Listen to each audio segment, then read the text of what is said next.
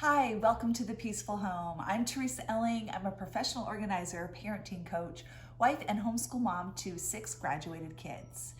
This is number 4 in the series, How to Decorate a Room from Start to Finish. And we're going to talk about how to choose paint colors for your room.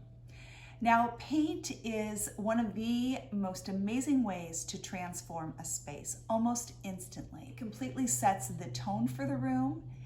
Whether it's kind of a background color and you have a lot of other color and pattern going on in the room, or whether you actually are making a statement with a bright or dark color on your wall. Paint really says a lot, and it's an important background foundation for your room. It's also extremely inexpensive. One of the best paints that I can buy is about $30 for a gallon. That will paint one very small room. Typically 2 gallons will cover just about any good-sized bedroom with 2 coats. Painting is also one of the easiest DIY projects. It's rather expensive to hire a painter or a painting contractor, but most people have the skills or they can learn them in order to paint a room themselves. Another thing is that often if you're renting, you have a lot of limitations, but I have found that most landlords, if you're willing to pay for the paint, they're happy to let you go ahead and do it. So that's a way that you can even fix up a rental space. We're gonna go through 5 steps today, and number 1 is to get ideas for your space. Now, my video number 1 and number 2 really talked about getting ideas for the entire room. You might already know what color you want to use in your space, but if not, go to Pinterest, and I'm going to show you a little bit today in case you're not familiar with how to use it, and we'll actually get some inspiration right here. What I suggest is putting in your general color that you are thinking about and your style. If you really have no idea on color, then put in a style like traditional, farmhouse, cottage, boho. So when I open my Pinterest app, it's going to be basically my feed, and you can tell what I've been looking up lately because it's showing me paint colors and bedrooms, shiplap, things like that, even design boards, which is so funny. But that is the great thing about Pinterest, is once you start using it, it will feed you things that you're showing interest in. So if I click on my picture here, that's going to take me to all of my boards. And my boards here, for example, I have one for the guest room, which is the one that I've been using for all of my ideas and how I prepared to make my inspiration board. I'm going to go back. And now I'm going to go to the search button. So it's going to take me back to the main spot. I'm going to put in, let's say, choosing a style. I'm going to say farmhouse.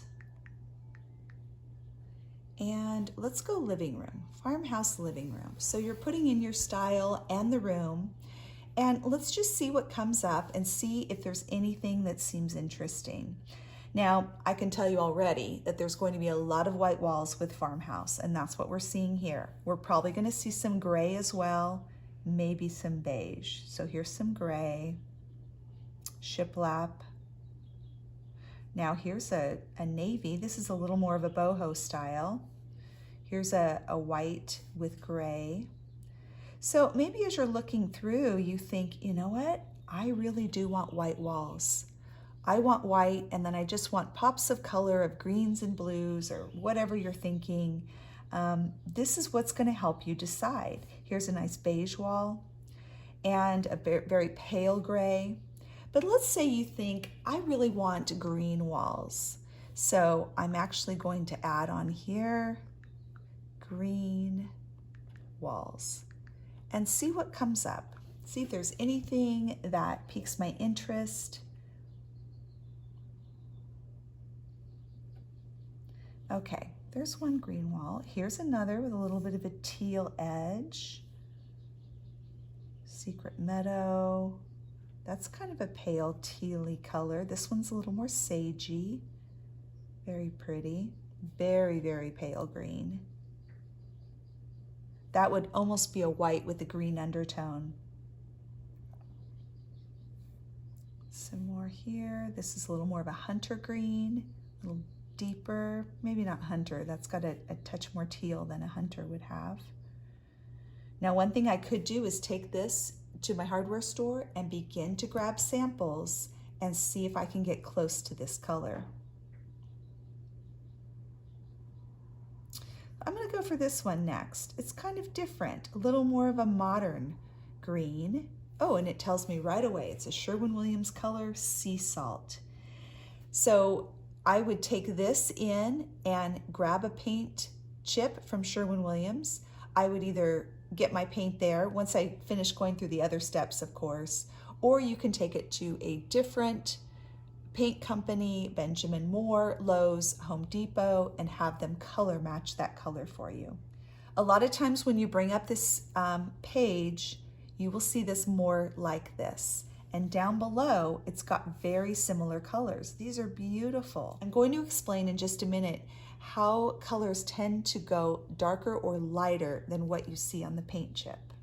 Now, in addition to going to Pinterest, you can go to your hardware store, and I suggest that you gather quite a few samples. I would estimate at least 10, if not more. Try to get ones that have just a slight variation from what you want, a couple of shades lighter, a couple of shades darker.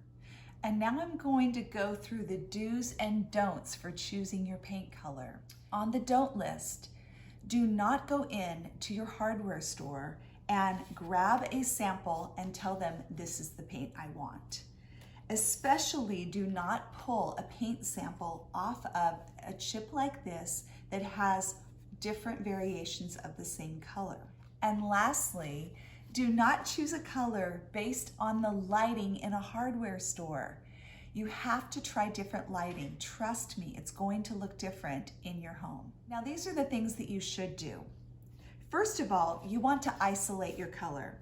So if you're interested in a color here, the fact that it's next to these other shades changes the way your eye sees that color.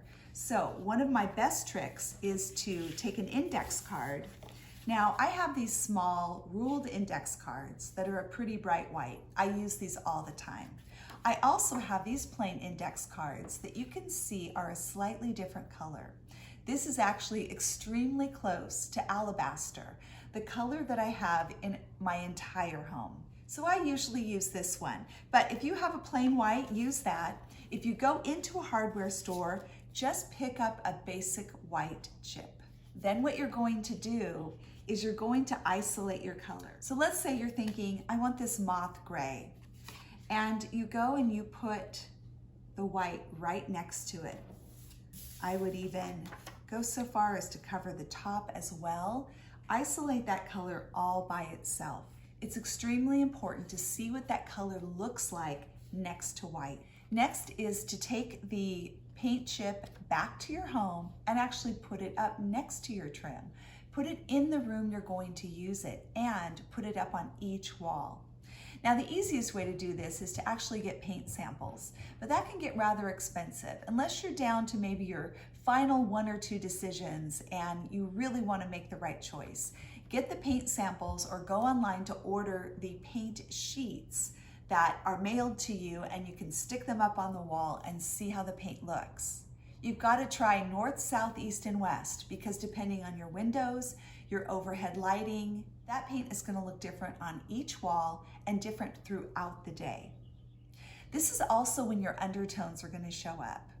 I have gray paint in my bedroom, and there are times that one wall looks almost beige and another wall at a different time of day looks almost purple. It has a slight purplish undertone, and that really does come out at a certain time of day. You also can have a yellow undertone or a blue, a red, a green, and those things will show themselves if you look at different times of day. I love the paint books that the hardware stores carry. This is one for neutrals, and it has got all kinds of colors, light to dark, from grays to beiges to whites. And this is a great place to start if you know you're going to do a neutral. Same with the white ones. You get a whole collection of white colors.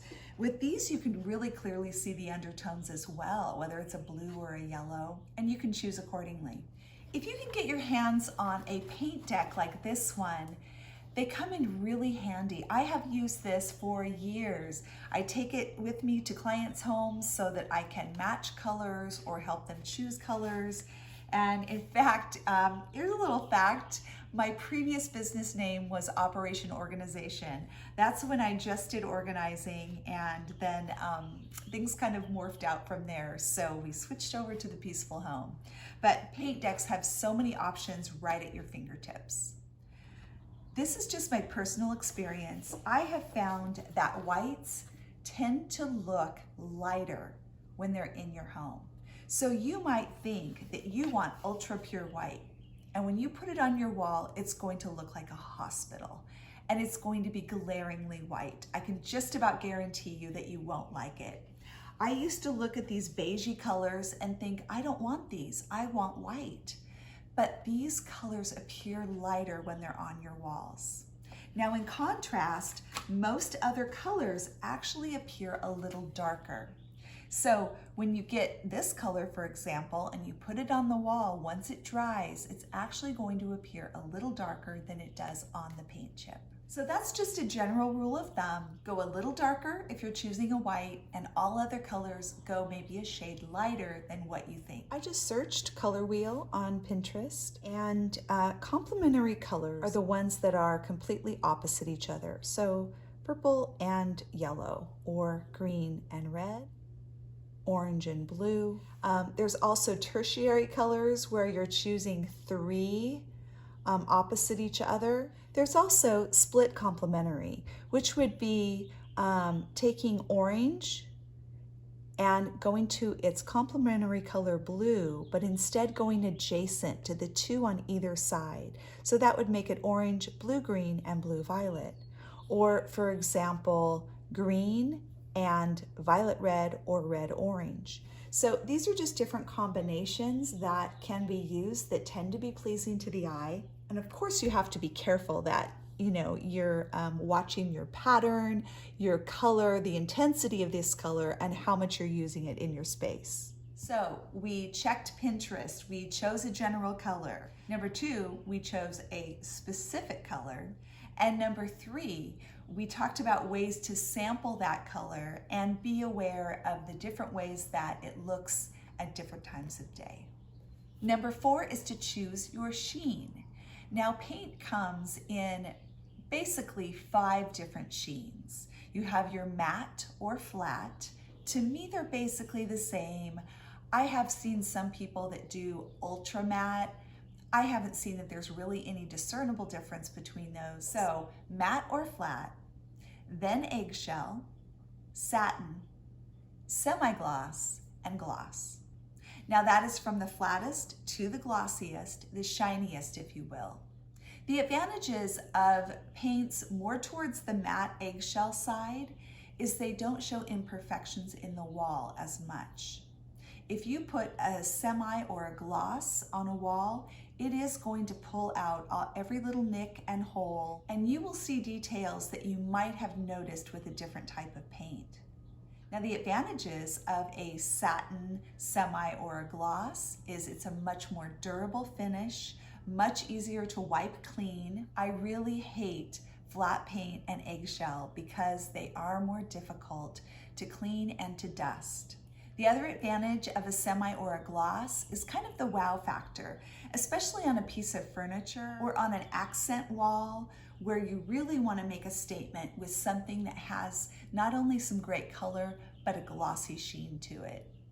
My favorite sheen to use in my home is satin. For probably 30 years, all the furniture I painted was in satin as well. I usually ended up using leftover wall paint for my furniture. Now I tend to use chalk paint only. If you're interested in learning how to use chalk paint, I do have a tutorial for that and I will link it below. I also have used satin paint for most of my trim in this house. I chose the color Alabaster. It's actually a Sherwin-Williams color, but I have it mixed in the Behr paint at Home Depot. The advantage for me is that my walls and my trim are the same color. I don't have to worry about cutting in. It's really easy, and I have the same touch-up color for almost my whole house. Most people will use a semi-gloss or sometimes even a gloss for trim. That's very common, and it makes it really easy to clean those surfaces. Number 5 is to go to the paint store, order your paint, and take it home and try it. In the end, this is the only way to really know if you like the paint. Make sure to let it dry thoroughly before you make a decision. Hopefully the color's right and you don't have to go back to the hardware store. But if you do, there are a couple things you can try. I recently painted a dresser for this series. That will be an upcoming project, the dresser that I painted green. Now, originally, I chose this color Seedling, and I thought it was beautiful on the paint chip, but when I actually painted the dresser, it was too light, and I just didn't care for it. I really tried to get over it and just be okay with it, but after several days, I realized I just didn't like it. Now, I had used this color, pesto paint, in a portion of my laundry room, and I love the color. What I decided to do was go back and ask the employee what they could do to change Seedling into pesto. Sometimes they'll look at the formulas, and if there's just a little bit of increase, for one thing, you can only go darker. You cannot go lighter in paint. So if your paint is too dark, you're pretty much stuck. But in this case, I wanted to go darker. He said he can't do an exact match, but he would do his best. The other thing you have to remember is that if you ask them to do this, you've already purchased the paint, they will do it for free. But if you don't like it, it's on you. They're not going to replace your gallon of paint. So he was actually able to get this color. Not quite as dark as I wanted, but definitely darker than my original. And so I went over my piece with this paint, and I was much happier with it. One last tip is seeing things on Pinterest, especially in actual color. So for example, I was looking for a wall color that would be different than the board and batten that I did in the alabaster white. And so I was thinking of kind of a beige or a grayish. I went and got several chips. I tried them out all the ways that I told you. I ended up finding something on Pinterest called Cocoa Malt. And this is the color I ended up with. I thought it was beautiful. I saw it in Pinterest on a bathroom. It looked pretty light to me, almost white, and so I wasn't sure that it was going to be quite enough contrast with the board and batten. I brought home a sample, I put it next to it, and decided that I was going to try it. The first thing I did when I got the sample is I went out to my car. I sat in my car because the sun was shining. I didn't want to be in direct sunlight, but I wanted to check it away from the harsh lighting that is in the store. That was my first clue that I thought it was going to be a good color. I took it home, I put it next to the board and batten, and decided, yes, I was going to give it a try. So I went and had the paint mixed. Now again, this looks very light, but look what happens as soon as I put the white index card to it. You can see that there's actually quite a contrast between the two. This is not white. I'm currently painting this color right now on the wall, and that will be the next video, a DIY on how to paint your room. Start to finish, all the steps, all the tricks you need. So don't miss that. It's coming up next week. I would love to know what colors you're choosing for your walls. Are you able to go bold and dramatic? Are you picking something neutral and light? And as always, if you have any questions or comments, please put them below.